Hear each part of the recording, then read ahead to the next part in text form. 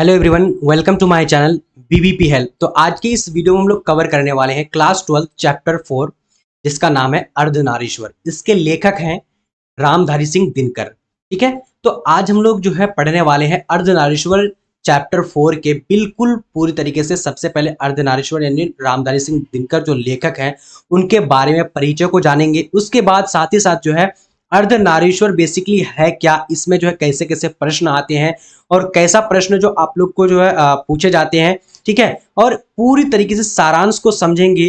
जो भी आपके क्वेश्चन बनेंगे, चाहे सब्जेक्टिव हो या फिर ऑब्जेक्टिव हो, पूरी तरीके से हम समझ के पढ़ेंगे। बस इस चैप्टर से आपके जितने भी सारे क्वेश्चन आने वाले हैं तो आप लोग जो पूरी तरीके से हल कर लीजिएगा। मैं आप लोग को इतना पढ़ा दूंगा। ठीक है, सबसे पहले हम लोग जान लेते हैं कि अर्धनारीश्वर आखिर है क्या। देखिए, अर्धनारीश्वर जो है 3 शब्द से बना हुआ है। सबसे पहले अर्ध, ठीक है, एक क्या है, अर्ध है। दूसरा क्या है, नारी है। ठीक है, तीसरा क्या है, ईश्वर है। ठीक है, तो अर्ध प्लस नारी प्लस ईश्वर, ये तीनों शब्द को मिलकर के जो अर्धनारीश्वर बनाया गया है। तो अर्धनारीश्वर कहने का मतलब यह है कि रामधारी सिंह दिनकर जो है यानी अर्धनारीश्वर के बारे में चर्चा किया है। जैसे कि पार्वती और शिव के बारे में। शिव का शरीर क्या था कि पार्वती, और शिव का शरीर क्या था कि आधा क्या था, पार्वती यानी स्त्री का था और आधा क्या था, पुरुष का था। तो दोनों में जो है इनके, देखिए अगर आज हम लोग किसी अर्धनारीश्वर को देख लेते हैं तो उनके बारे में हम लोग क्या है कि गलत फहमी के साथ साथ उसका जो निगेटिव वाला बात को हम लोग बोलने लगते हैं। लेकिन अर्धनारीश्वर में जो है रामधारी सिंह दिनकर जी का कहना है कि अर्धनारीश्वर जो है बहुत अच्छे हैं। ठीक है, उनको जो है क्या कि नारी और साथ में पुरुष का क्या क्या योगदान है हमारे जीवन में। और नारी जो है, अगर कोई इंसान के अंदर अगर नारी का गुण आ जाता है तो लोग जो है उसका मजाक बनाने लगता है। लेकिन रामधारी सिंह दिनकर जी कहते हैं कि लोगों को मजाक नहीं बनाना चाहिए, मजाक नहीं उड़ाना चाहिए, बल्कि जो है हमको ये समझना चाहिए कि नारी का गुण आ गया तो मतलब कि उनका गुण में वृद्धि हुआ, बढ़ा।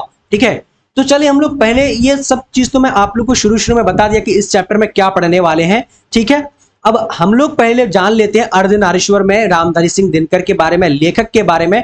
ठीक है, तो लेखक का परिचय को पहले जान लेते हैं। सबसे पहले क्या है कि रामधारी सिंह दिनकर का जो लेखक है अर्धनारीश्वर, ठीक है, उसका जन्म उसका हुआ था 23 सितंबर 1908 में। कब हुआ था प्यारे बच्चों?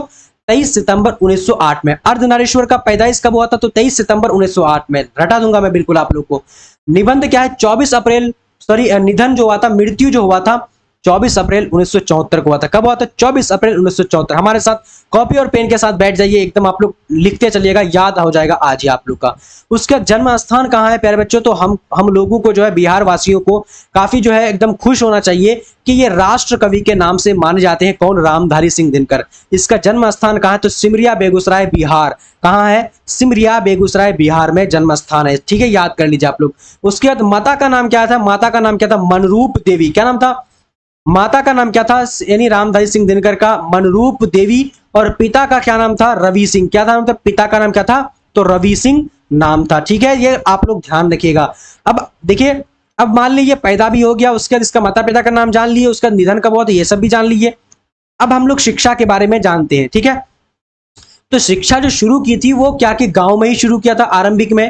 ठीक है, फिर गांव में पढ़ते पढ़ते 1928 ईस्वी में उन्होंने क्या क्या किया? मोकामा घाट, ठीक है, मोकामा घाट रेलवे हाई स्कूल से वो मैट्रिक जो है पास किया। मोकामा कहां पर है? ये यानी पटना, ये पटना के करीब में। ठीक है, तो मोकामा रेलवे हाई स्कूल से वो क्या किया था? मैट्रिक पास किया 1928 में। फिर 1932 में वो पटना कॉलेज जो है चले गया। पटना जाकर के वहां पर क्या किया? बीए किया था। क्या किया था प्यारे बच्चों? तो बीए किया। और उसका ऑनर्स पेपर क्या था? तो इतिहास यानी हिस्ट्री था। ठीक है, हिस्ट्री उसका ऑनर्स पेपर था। ठीक, तो ये सब चीज आप लोग जान लिए। उसका जो है शुरुआत में पढ़ाई लिखाई जो हुई थी गांव में हुई थी। फिर जाकर के 1928 ईस्वी में उन्होंने मोकामा हाई स्कूल में चले गया, जो मोकामा हाई स्कूल से वहां पर मैट्रिक पास किया। फिर 1932 में उन्होंने क्या किया कि चले गया पटना। पटना जाकर के वहां पर से बीए ऑनर्स, जो बीए किया हिस्ट्री ऑनर्स पेपर से। ठीक है, चलिए उसके बाद जब उसका ऑनर्स हो गया तो ऑनर्स के बाद उन्होंने जो है आगे की जो सफर किया वो साहित्यिक अभिरुचि। साहित्यिक अभिरुचि मतलब उनको जो क्या था? लेखक का परिचय, मतलब लेखक बनने का उसको शौक था। क्या था? लेखक बनने का शौक था। उन्होंने जो अपने आप में जो रुचि थी अंदर में, उन्हें अपने जो है यानी लिखना शुरू कर दिया। ठीक है। जब लिखना शुरू किया तो 1925 में क्या कर दिया कि छात्र था उस टाइम वो, ठीक है, उस छात्र सहोदर में पहली कविता प्रकाशित कर दिया। 1925 में पहली कविता जो है प्रकाशित कर दिया, ठीक है, छात्र सहोदर, ठीक है, पहली कविता क्या नाम था, छात्र सहोदर जो है पहली कविता था। उन्होंने क्या कर दिया कि ये कर दिया, मतलब लोगों के सामने में रख दिया, ठीक है। उसके बाद उन्होंने क्या किया कि अब वो अपने पीछे मुड़कर देखा नहीं, साथ में क्या छात्र जीवन में देश, उसके बाद छात्र जीवन में देश, उसके बाद क्या कर दिया कि प्रकाश, प्रतिमा जैसे अनेक रचनाएं जो है प्रकाशित कर दिया। फिर उन्होंने जो है छात्र सहोदर की पहली कविता को प्रकाशित किया, फिर जाकर के इन्होंने छात्र जीवन के देश, उसके बाद क्या कि प्रकाश, प्रतिमा जैसे अनेक रचनाएं प्रकाशित कर दिया। फिर साथ में उन्होंने फिर देखिए जब ये अभिरुचि वो लिखना शुरू कर दिया तो ये तो अभी तो लोगों के सामने प्रकाशित नहीं किया, बस ये अपने आप में वो लिख करके रखा। फिर जाकर के उन्होंने जो है फेमस हुआ, धीरे धीरे उसकी कविताओं को लोग पढ़ने लग गए। फिर जाकर के उन्होंने जो है कृतियां जो है लिखने लग गया, उनके वो जो है अब फेमस होने लग गया। जब फेमस हुआ तो अपने आप में वो क्या कर लिया कि अब वो यानी रचने लगा, कुछ चीज को लिखने लग गया, ठीक है। तो प्रमुख काव्य जो थे जिसमें उनको जो है क्या क्या अवार्ड मिला था, वहां पर हम लोग देख लेते हैं यहाँ पर, ठीक है, कि सबसे पहले जो क्या क्या प्रमुख था, क्या परणभंग। परणभंग इसको जो है यानी प्रकाशित जो किया था 1929 में किया था। देखिए आप लोगों को इस तरीके का जो है क्वेश्चन आ सकता है कि इसका जो प्रमुख प्रबंध था ये सबसे पहले जो है कौन सा जो है यानी प्रमुख काव्य जो है कौन सा था, तो या फिर कितने यानी कितने कौन सी ईस्वी में उन्होंने जारी किया था। तो प्रणभंग, प्रणभंग हो गया 1929 में। और दूसरा क्या है रेणुका 1935 में, रेणुका भी जो प्रमुख थी। उसके बाद क्या था हुंकार, हुंकार, ठीक है, ये काव्य मतलब होता है प्यारे बच्चों, काव्य मतलब होता है यानी कहानी, ठीक है जी। 1938 में यानी इसको फेमस यानी प्रकाशित कर दिया। फिर जाकर के रसवंती 1940 में इनको जो है क्या कर दिया कि यानी 1940 में इनको भी प्रकाशित कर दिया। फिर जाकर कुरुक्षेत्र, कुरुक्षेत्र 1946 में आपको ऑप्शन में आ जाएगा कि रामधारी सिंह दिनकर का कुरुक्षेत्र कब प्रकाशित हुआ था, तो 1946 में आप लोग ध्यान रखेगा, ठीक है। उसके बाद क्या है रश्मिर्ति, रश्मिर्ति 1952 में, रश्मिर्ति कब क्या था तो 1952 में। उसके बाद नील कुसुम, क्या है नील कसम, नील कसम 1954 में किया, ठीक है। उर्वशी, जिसमें उर्वशी में सबसे ज्यादा ये इसका फेमस हुआ था, उर्वशी में जो इसको भारतीय ज्ञानपीठ पुरस्कार भी मिला था। तो उर्वशी जो 1961 में, उर्वशी के बारे में तो बिल्कुल भी नहीं भूलना है, याद जरूर रखना है क्योंकि ये बहुत इंपॉर्टेंट है, मोस्ट इंपॉर्टेंट है, ठीक है जी। लगभग लगभग हर साल पूछे जाते हैं आपके प्रश्न में। तो ये तो हो गया प्रमुख काव्य हो गया, कहानी हो गया। उसका गद्य जो कि प्रोज है, ठीक है। तो प्रोज में क्या है कि गद्य, प्रमुख गद्य जो है मिट्टी की ओर 1946 में इन्होंने प्रकाशित किया। संस्कृति के 4 अध्याय, संस्कृति के 4 अध्याय में इनको जो है साहित्य अकेडमी पुरस्कार मिला था। ये आप लोग ध्यान जरूर रखिएगा प्यारे बच्चों, ठीक है। ये कब किया था तो 1956 में इसको जारी किया था। उसके बाद क्या है कि यानी काव्य की भूमिका, काव्य की भूमिका 1958 में जो इन्होंने प्रकाशित किया, कब 1958 में, ठीक है। तो ये वाली चीज आप लोग तो जरूर से जरूर ध्यान रखिएगा।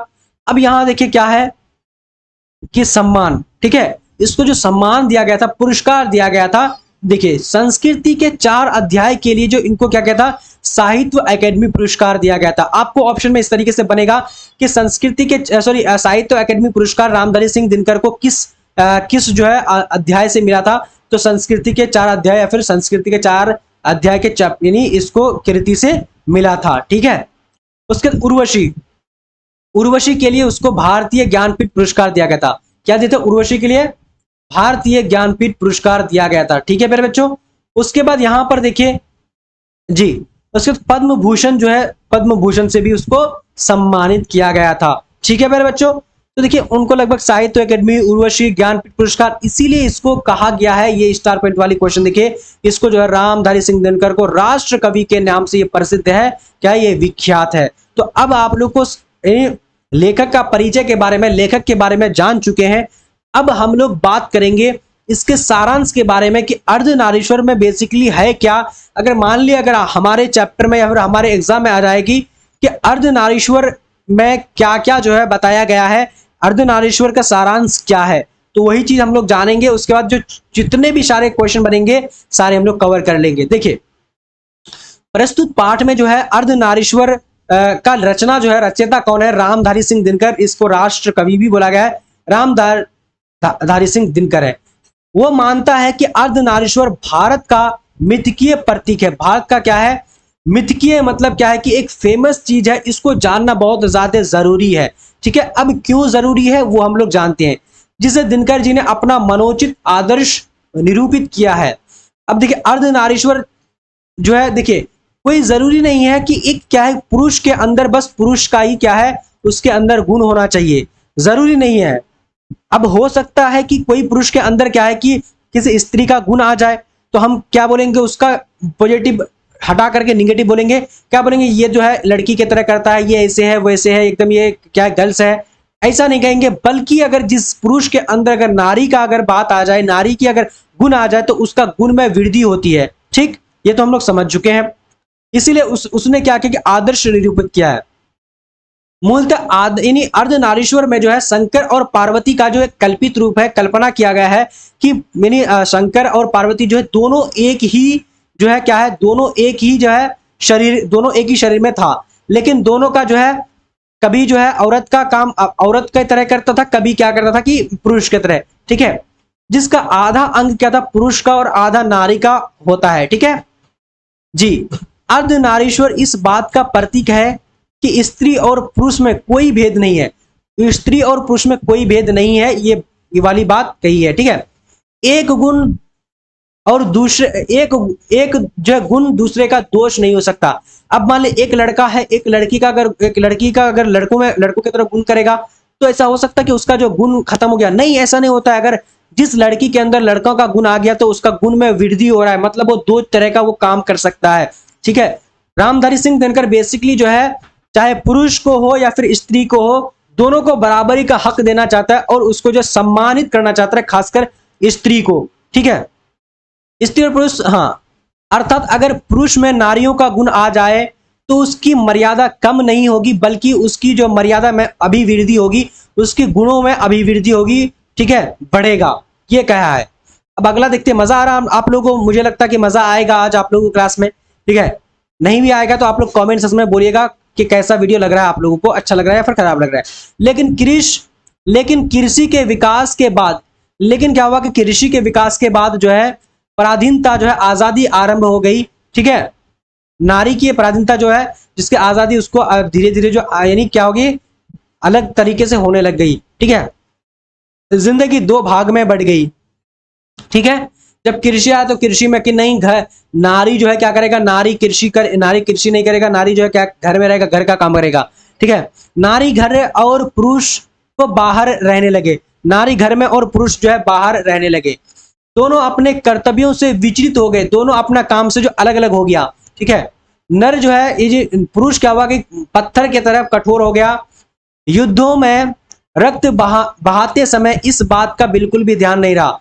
देखिए, अब देखिए यहां पर एक जो उदाहरण के तौर पर लिया है कि देखिए एक नर क्या है कि वो अगर युद्ध करेगा तो वो अगर कुछ झगड़ा हो जाए, कुछ हो जाएगा, तो वो कुछ भी ध्यान नहीं देगा, एकदम गुस्सा में उसको कुछ भी नहीं समझेगा। ठीक है, और यहां तक भी वो नहीं समझेगा कि जिसका जो सिंदूर बह रहा है, अब मान ले हम किसी का पति है तो हम बह जाएगा या फिर हम कुछ हो जाएंगे तो उनको जो क्या होगा। ठीक है, किसी भी चीज का उसको फिक्र नहीं रहता है। ठीक है, दिनकर जी कहते हैं कि अगर कौरवों की सभा में, देखिए कौरवों की सभा, महाभारत का जो युद्ध हुआ था तो कौरवों की एक सभा हुई थी। ठीक है, संधि वार्ता में कृष्ण और दुर्योधन के बीच न होकर, देखिए अगर जो है कौरवों की सभा में, कौरवों की मीटिंग में अगर क्या होता कि कृष्ण और दुर्योधन के बीच अगर क्या कि बातचीत ना हो करके कुंती और गंधारी के बीच होती, तो आज शायद महाभारत भी नहीं होती। देखिए पुरुष नर क्या है कि अगर थोड़ा सा कुछ हुआ तो एकदम गुस्सा में आ गया, मारना पीटना शुरू कर देता है।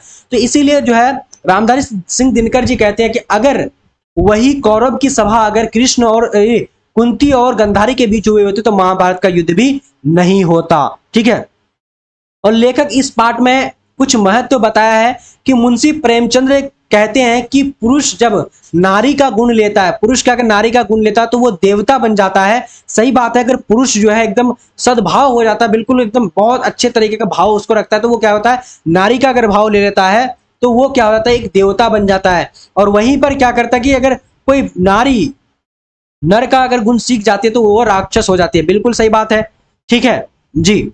ये प्रेमचंद्र जी कहते हैं, लेखक यानी रामधारी सिंह दिनकर नारियों के प्रति सोच को भी इस पाठ में उजागर करते हैं। नारियों के प्रति जो क्या क्या सोच है लोगों का, ठीक है, वो भी जो है इसमें बताए हैं।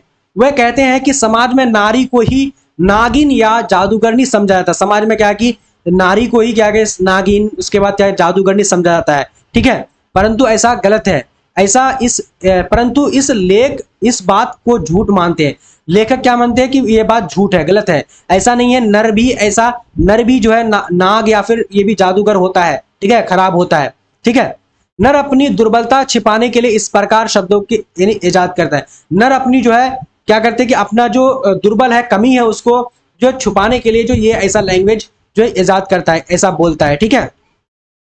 अब यहां देखें रामधारी सिंह दिनकर इस निबंध में स्त्रियों के सम्मान को बढ़ाने पर बल दिया है। रामधारी सिंह दिनकर क्या स्त्रियों के जो है सम्मान पर बल और बढ़ाने के लिए जो है बल दे रहा है, ठीक है।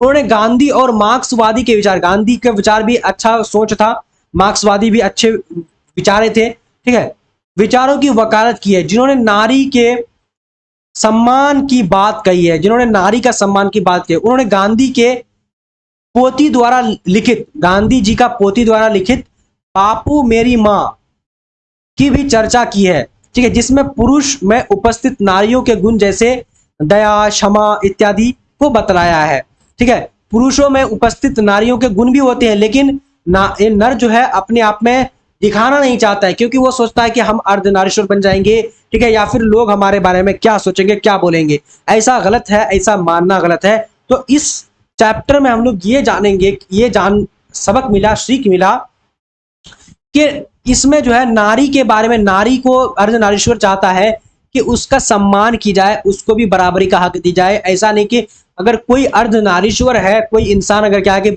सभी तरह का गुण अगर उसके अंदर आ जाता है, औरत और स्त्री पुरुष का दोनों का गुण आ जाता है, तो लोग क्या बोलते हैं, उसको बोलने लगते हैं, अर्धनारीश्वर बोलने लगते हैं, और उसको जो है लोग गलत समझने लगते हैं। तो ये जो है गलत बात है। हालांकि अगर नारी और नर दोनों का गुण है तो उसके अंदर जो है दोनों गुण से जो है अर्धनारीश्वर में जो रामधारी सिंह दिनकर बोले हैं कि ये सही बात है, अच्छी चीज है, होना चाहिए सबके अंदर। तो आज हम लोग जो है अर्धनारीश्वर पूरी तरीके से चैप्टर को समझ चुके हैं, बाकी रामधारी सिंह दिनकर के बारे में भी समझ चुके हैं।